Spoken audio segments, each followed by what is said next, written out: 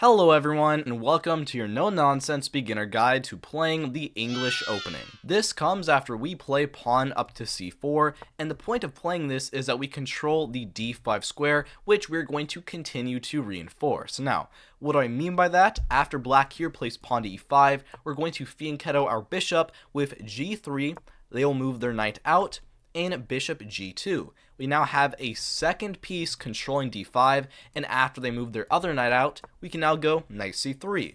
And already on move 4, we have 3 different pieces all controlling d5, which black is going to have an extremely hard time to match here.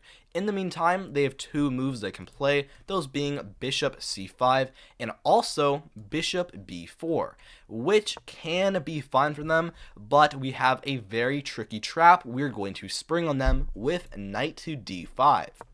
By launching knight in the center, we are kind of attacking everybody. This is now very strong, and so they want to trade. They're going to capture, and we can take back with our pawn. We attack their knight, which is very annoying for them. They have to drop their knight back, likely to e7, at which point their bishop here is a little bit stranded. There's no good way back home, it is not defended, and so we can play the tricky knight to f3 here. We attack their e5 pawn, and so many people here simply play d6. The most natural move, just, defending it, but here if you have a nice eye for tactics, you will spot queen to a4 check, and we are simply going to win a piece with a very nice fork. After they block, we can simply capture, move 9, and we're pretty much already winning. So that is a good little trap to keep in mind, and why bishop b4 must be played pretty carefully. However, bishop c5 is their better alternative, at which point we're going to play a little bit more low-key. We're going to go pawn to e3 here. We'll then move our knight over to e2 and simply castle. Our plan from here is we can try to launch in the center with d4, which will hit their bishop. From black's side though, they have 2 moves they can try. One, bishop e6, which if they play this is very common, but it falls into another trap because d4 now. That same idea, and they're already losing. We attack their bishop. They can try to trade once. We will simply take back, and after they drop back here, now we push up again d5, and they are getting forked. They're going to lose a piece, at which point we have a much better position. So instead of that, their other move they can play is a bishop to g4 here to try and get this pin, but this is really not that great for them either, because we can simply go h3 here. Just attack their bishop. If they try to trade, this is not scary at all. We can simply take back with the queen, and you have a very fun way to play here with b3 and bishop b2, at which point soon your knight can go over to d5, once again the launch in the center, and everybody is going to be opening up, and you have a fantastic position for you to play out. Instead, most people see that and try to back up to h5, and we now have a super fun way to play here, that being g4, bishop backs up, and now pawn up to d4 here. And I mean, this looks a little odd. Usually g4 makes us very unsafe, but in this case, they have simply no way to attack us. And here, after the trade, whoops, not e4, they can trade. We take back. They have to back up their bishop. We can now play the insane move f4. This looks like insanity. We have so many pawns here. It looks like our king should be unsafe, but in reality, they once again have no way to attack us. If they play like nothing, then we're going to go f5, and their bishop is trapped. So they pretty much must play a move here like h6 to make a getaway square, but here, f5, bishop has to back up. This bishop sucks now. Nobody can tell me this is worth 3 points. And now, simply bishop e3. And we're doing great. Everybody is defended. We have an insane amount of space. We can potentially even try g5 in the future and just go on some insane king side attack. And yeah, we have an extremely fun and awesome position that is just great for us. Sadly though, they do have some more challenging options. So let's back up to right here before they played knight to c6. A better try for them would be bishop to c5. because their only real way to counteract us trying to get the insane control on d5 is to play c6 and d5 themselves, which they can only really do by not playing knight to c6. But here we can still get a good position. We'll play knight to c3, the same thing, get that great control, and now c6 by them to try and block us out. Now black will castle, and we can go on a very similar thing here. We can play e3, black will try c6 to get that control over d5, and because we can't really do anything about it, we're simply going to keep developing. Knight g to e2, and after they play d5 here, how to counteract this is to simply trade, and then play d4. At which point, after one more trade here, black definitely does not have any advantage whatsoever. They can play bishop b4, try to pin us, but we can simply castle. We have a great position. They have an isolated queen pawn, which we have a lot of pressure against. Potentially a queen b3 here to get some more attacking ideas. Yeah, we're doing great. Not the most exciting, but it is a good position still.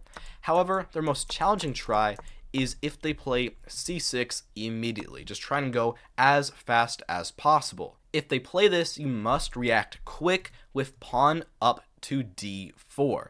Usually playing d4 in these scenarios is bad because after they trade and we take back with our queen, they could play knight c6 and attack us, but because they played c6 so early, that is not the case. Their best try here is to still go pawn to d5 and just try to strike out in the center, but we're going to play knight to f3 here because the bishop seeing everything isn't as important right now. They'll likely go bishop e7.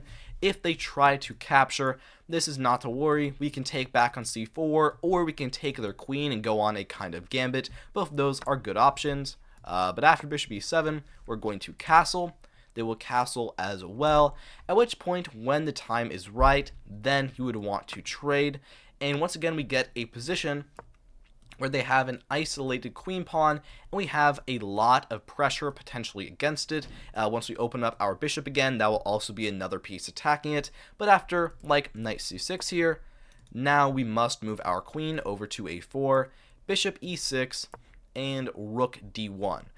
Our position here, like I said, this is their best try, so it's not like we're completely dominating, but I still think we have a great game here. We have a lot of pressure against their pawn, and their position, although it looks tight, is actually a bit cluttered, and they don't really have any clear plan here, while we're going to go bishop to f4, continue to move our pieces out, and we have a lot of fun attacking ideas on the queen side. And that is really all you need to know for all these mainline e5 variations. I'm sure there is some other weird sidelines they can play, but for 95% of the time, you should be covered.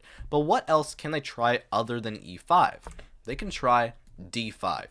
This is the Anglo-Scandinavian Defense. It's not great, but you should know what to do against it. You're going to trade here. They're going to take back with their queen, at which point you'll simply go knight to c3.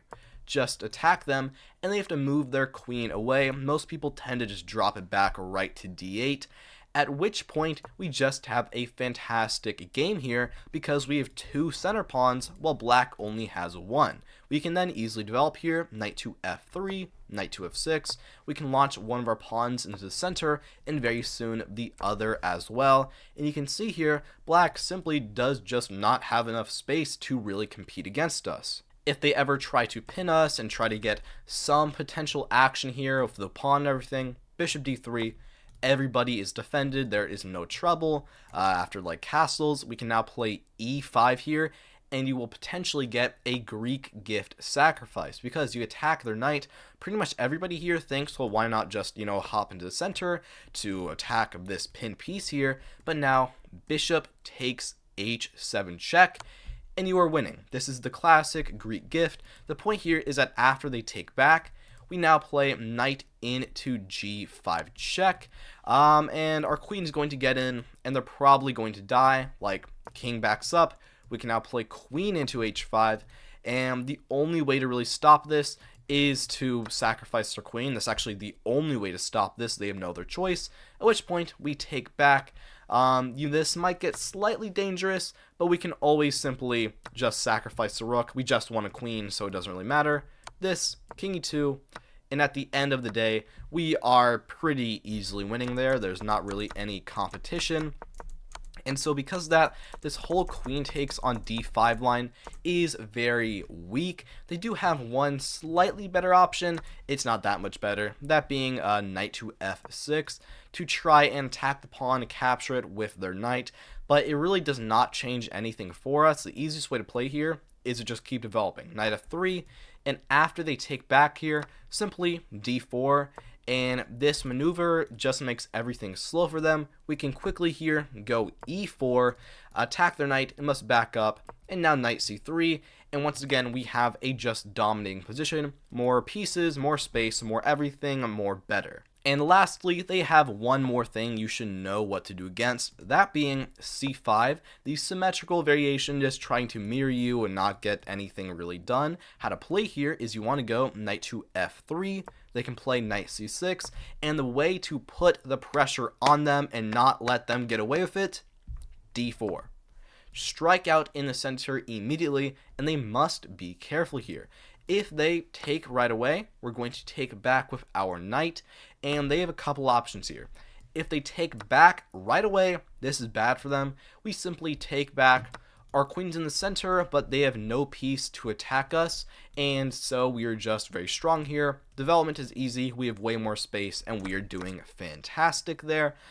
They can also try knight to f6, try to delay everything, at which point we're going to go knight to c3 here. And their best try is to go g6, fianchetto themselves to try and get some pressure against our knight in the center. We're going to do the same. g3, bishop g7, bishop g2, they castle, we castle, and they can try to trade in the center like so. We take back. And although this looks dangerous, you need to realize that there is absolutely nothing they can actually do. There's no scary knight moves or anything. And after d6, we can quickly go b3 and bishop b2 to counteract their bishop, at which point we're doing great here. You even have potentially fun ideas like knight d5 here is great, attacking their queen, attacking their knight, and they cannot capture because then we have mate in one. So that's something fun to keep in mind. The only other thing they can really try back here is e5, trying to attack us and just get at us right away. The easiest way to play here, simply knight c2. It looks weird to just back up the knight in this kind of odd move order, but the point here is that we now have a very strong control of d5, and they don't really have any way to actually protect against that because their pawn is on e5, meaning it can never control that square. And after knight to f6 here, you can simply go knight to c3, bishop c5, and once again g3 and bishop g2. They have a permanent weakness here that they can never do anything about, and they're going to be suffering from that for the rest of the game. Alright, thank you so much for watching. I hope you have a great day. Remember, members pick future opening videos if you want to see a specific opening. Subscribe and like for more, and I will see you next time.